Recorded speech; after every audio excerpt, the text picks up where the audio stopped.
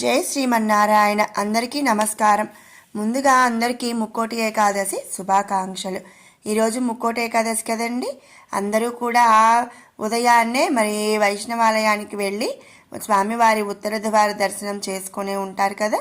అసలు ఈ ఉత్తర ద్వార దర్శనం అంటే ఏమిటి, ఉత్తర ద్వార దర్శనంలోని అర్థం పరమార్థం ఏమిటి అనేది చాలామందికి తెలియకపోయి ఉండొచ్చు.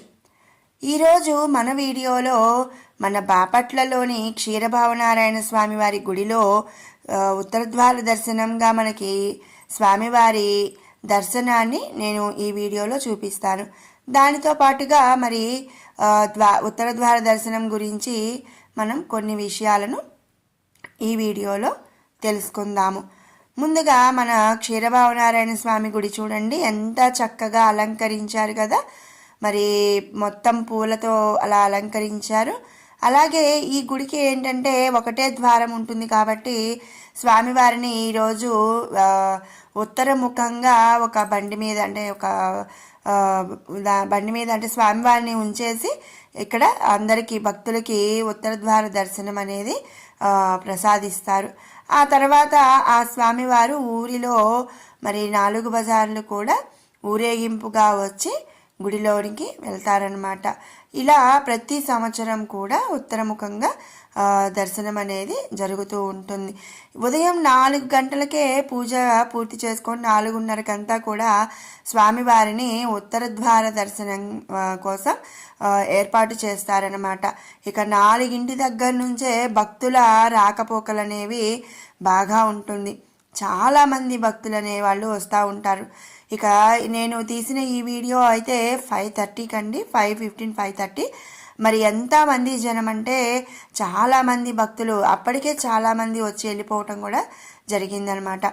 ఇక మనం ఇప్పుడు తెలుసుకోవాల్సిన విషయం, ఉత్తర ద్వార దర్శనం అంటే ఏమిటి, అసలు ఎందుకు ఈ ఉత్తర ద్వార దర్శనం చేస్తారు, అసలు దీనిలోని అర్థం పరమార్థం ఏమిటి అనే విషయాలు, అలాగే ఈ ముక్కోటి ఏకాదశి ఎప్పుడు వస్తుంది అనే విషయం మనం ఇప్పుడు తెలుసుకుందాము. హేమంత ఋతువులో మరి ధనుర్మాసం అనేది వస్తుంది. ఈ ధనుర్మాసంలో వచ్చే శుక్ల ఏకాదశినే ముక్కోటి ఏకాదశి అని చెప్పి అంటారు. ఈ ముక్కోటి ఏకాదశి అనేది మరి ఒక్కొక్క సంవత్సరం ఒక్కొక్క రోజు వచ్చే అవకాశం ఉంటుంది. హేమంత ఋతువులో మరి మార్గశిర మాసం 1వ నెల, పుష్యమాసం 2వ నెల. కానీ దీనినే మరి సౌనమానాన్ని అనుసరించి ధనుర్మాసం అని చెప్పి అంటారు. చాంద్రమానం ప్రకారం మార్గశిర మాసం అలాగే పుష్యమాసం అని చెప్పి అంటూ ఉంటారనమాట. ఇంకా వివరంగా చెప్పుకోవాలి అంటే మన పెద్దలు సంవత్సర కాలాన్ని 2 ఆయనాలుగా మరి విభజించారు. అవి ఏంటి అంటే ఉత్తరాయణం, దక్షిణాయనం అని 2 భాగాలు. ఉత్తరాయణం పుణ్యకార్యాలకు ఉత్తమమైనదని, ఆ కాలంలో మరణించిన వారికి స్వర్గలోక ప్రాప్తి కలుగుతుందని మన మనుషుల యొక్క నమ్మకం. ముక్కోటి ఏకాదశి రోజున ఎక్కువ మంది భక్తులు ఉత్తర ద్వారం గుండా శ్రీమన్నారాయణుని దర్శించుకోవాలని ఆరాటపడుతూ ఉంటారు. శ్రీ మహావిష్ణువు కొలువై ఉన్న వైకుంఠంలో వాకిళ్ళు ఈ రోజునే తెరుచుకుంటాయి. వైకుంఠం వాకిళ్ళు తెరుచుకునే పర్వదినమైన ముక్కోటి ఏకాదశి నాడు శ్రీ మహావిష్ణువు గరుడ వాహనంపై భక్తులకు దర్శనమిస్తాడు. ఈ ముక్కోటి ఏకాదశి ఎప్పుడు వస్తుంది అంటే ధనుర్మాసం మొదలైన తరువాత వచ్చే శుక్ల ఏకాదశి రోజు ముక్కోటి ఏకాదశి పర్వదినాన్ని జరుపుకుంటామన్నమాట. మరి ఒక్కోసారి అధిక మాసం వచ్చినప్పుడు పుష్యమాసం అంటే మార్గశిర మాసం పూర్తయిపోయే ముందుగా మనకి వస్తూ ఉంటుంది ఈ ధనుర్మాసం అనేది. కాబట్టి ఈ ముక్కోటి ఏకాదశి మార్గశిర మాసం అలాగే పుష్యమాసం ఈ 2 నెలల్లో కూడా మారుతూ ఉంటుంది. శ్రీ మహావిష్ణువు కొలువై ఉన్న వైకుంఠంలోని వాకిళ్ళు ఈ రోజునే తెరుచుకున్నాయి. కాబట్టి ఈ రోజును వైకుంఠ ఏకాదశి అని చెప్పి కూడా చెప్పుకుంటారు. రాక్షసుల బాధలు భరించలేక దేవతలు బ్రహ్మతో సహా వైకుంఠం వెళ్తారు. అక్కడ ఉత్తర ద్వారం దాటి శ్రీమన్నారాయణుని దర్శించి తమ బాధలను విన్నవించుకుంటారు. దీంతో స్వామి అనుగ్రహించి రాక్షస పీడ వదిలిస్తాడు. ఉత్తర ద్వారం గుండా వెళ్ళి వైకుంఠ దర్శనం చేసుకోవటం వల్ల వైకుంఠ ఏకాదశిగాను, దివి నుండి భూమికి దిగి వచ్చిన 3 కోట్ల దేవతలకు గరుడ వాహనారూఢుడైన మహావిష్ణువు దర్శనానుగ్రహం ప్రాప్తించడం వల్ల 3కోటి ఏకాదశిగాను ఈ పర్వదినం ప్రాముఖ్యాన్ని సంతరించుకుందనమాట. కొన్ని ప్రాంతాల్లో దీన్నే హరివాసరమని, హరిదినమని, వైకుంఠ దినమని కూడా అంటూ ఉంటారు. ఈ ఒక్క ఏకాదశి 3 కోట్ల ఏకాదశులతో సమానమంటున్నారు మన పండితులు.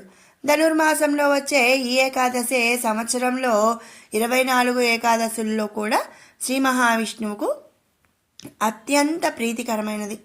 ఈ వైకుంఠ ఏకాదశి నాడు వైకుంఠ ఏకాదశి వ్రతం ఆచరించిన వారికి శుభ ఫలితాలు ఉంటాయి. సూర్యుడు ఉత్తరాయణ పుణ్యకాల ప్రవేశానికి ఉత్తర ద్వారం శుభ సంకేతం. దక్షిణాయనంలో మరణించిన పుణ్యాత్ములందరూ కూడా వైకుంఠ ద్వారం తెరిచినప్పుడు దాని గుండా స్వర్గంలోనికి ప్రవేశిస్తారని పురాణాలు చెబుతున్నాయి. అందుకే ఈ పర్వదినాన ఉపవాసం ఉండి లక్ష్మీ సమేతుడైన శ్రీ మహావిష్ణువును షోడశోపచార విధితో ఆరాధించాలి. నిష్ఠతో దీక్షను ఆచరించి రాత్రి జాగరణ చేయాలి. ద్వాదశి రోజున మళ్ళీ భగవదారాధన ముగించుకొని పారాయణ చేసి బ్రాహ్మణులను దక్షిణా తాంబూలాలతో సత్కరించాలి. ఇక మన విష్ణు పురాణం ప్రకారం ఇద్దరు రాక్షసులు తనకు వ్యతిరేకంగా ఉన్నా కూడా వారి కోసం శ్రీ మహావిష్ణువు వైకుంఠ ద్వారాలను తెరిచాడని, తమ కథ విని వైకుంఠ ద్వారం గుండా వచ్చి విష్ణు స్వరూపాన్ని చూసిన వారికి వైకుంఠం ప్రవేశం కల్పించాలని వారు కోరారు. తమ కథ విని వైకుంఠ ద్వారం గుండా వచ్చి విష్ణు స్వరూపాన్ని చూసిన వారికి వైకుంఠ ప్రవేశం కల్పించాలని వారు కోరారు. అందుచేతనే ఆ రోజును వైకుంఠ ద్వారాన్ని తలపించి విధంగా వైష్ణవ ఆలయాల్లో ద్వారాలను ఏర్పాటు చేస్తారు. ఇక మామూలు రోజుల్లో అయితే ఉత్తర ద్వారాలు మూసి ఉంచుతారు. కానీ ఈరోజు భక్తులు ఆ ఉత్తర ద్వారం గుండా వెళ్ళి దర్శనం చేసుకుంటారు.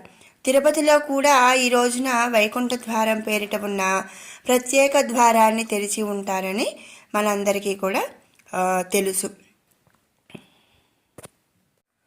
మరి విన్నారు కదండి, అసలు 3కోటి ఏకాదశి మరి ఎందుకు చేస్తాం, ఉత్తర ద్వారం ఎందుకు, మరి దాని అంతరార్థం ఏమిటి అనే విషయాలు మనం తెలుసుకున్నాం కదా.